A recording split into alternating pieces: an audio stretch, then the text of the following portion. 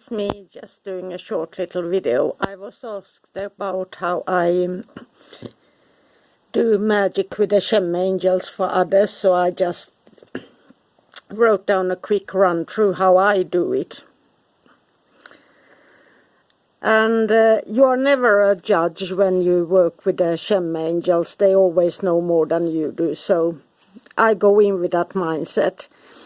And sometimes you might feel put off by the petitioner or the one who wants their help. And that's when the Shem can be quite surprising. They might say that you must help him, and even with more than what he requests. So be open to those strange things happening. And with Shem, as I always feel that I guess and they know. So that is, even in my own spirituality, they know more about me than I know about myself. So that's how I roll with that.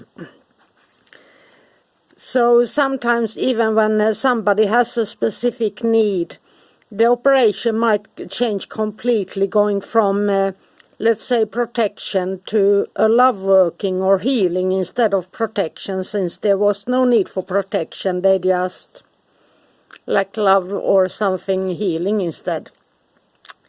But that was just some simple things.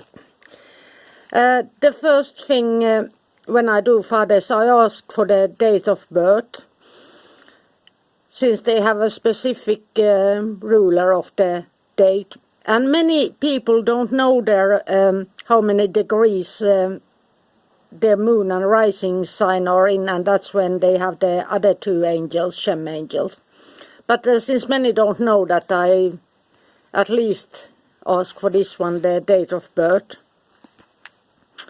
And then you question the petitioner what they need to be helped with. And then I proceed myself, after I worked all this out, I call on the Shem of the birthday. And I ask for help with whoever he is guarding. And if there is if the request gets denied, I ask that main Shem for the name of to give me some clue to what other Shem I should use instead. And this might take time. Sometimes it can happen within 1 minute, and other times it might take 3 weeks. So there's that question, how it is going. And then you call on the next Shem. And then I say out the specific power I need with help for the person. And if that is denied, I ask the angel for the words, just some simple words that might put me in that if it's right or wrong, or what words the angel should use. And that's the reason, since the Shem knows the real problem, and the petitioner don't always know the cause. And angels never gossip. So if you have some sort of angel whisperer who spreads gossip, that's not an angel then. They don't tell you, they might tell you to change something so that you can help the person, but they don't give you any dirty gossip on the topic. And then I call, of course, the petitioner or meet up with them. And I communicate the words that have come to me. I might think of some words, I might dream of some words, and so on. And then I ask them to write their own very short petition. Not too long, not too much explanation, just a request for help and why they need the help. And then I go back home and I call the Shem. And sometimes here it can be accepted right away after this bit of work. And then I just thank you and be grateful, and of course the petitioner should be grateful as well. But if it's not accepted, then I this time I rewrite the petition the petitioner wrote, and I specifying the need and working with the petitioner. And if that gets denied, then we get to have some real root cause here that is distracting, and then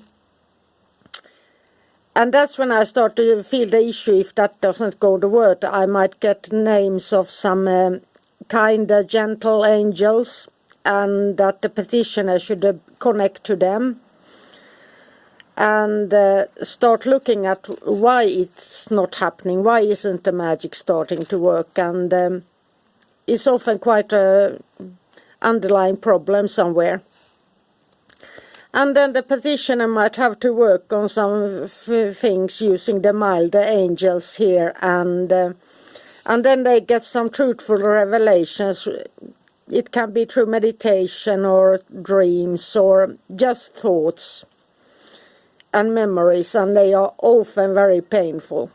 If it is denied so many times, then it's usually quite painful for the petitioner.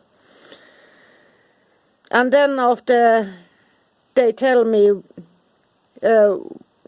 some of it, what is wrong, then I proceed and we write a new petition. And then I call on the Shem, and this time when I feel that everything has been done here. He's accepted a problem, he faced some pain, truth, honesty, everything here is. Then I might often take on a full evocation, since here I have here we have some extra power, the truth and the work the petitioner have made here. That's on, and the root cause is addressed, and the petitioner has started to act upon, and this can go off like a lightning bolt. It can start right away with a instant, or it might take some time if there's some more work to be done here. But when it's accepted, that's when it's really powerful. And the petitioner always have to be insightful, acceptance, action, and truth, and these are the some of the key things here. And for you as the magician, you need to be sincere and honest, and don't make any false promises, since you can be denied.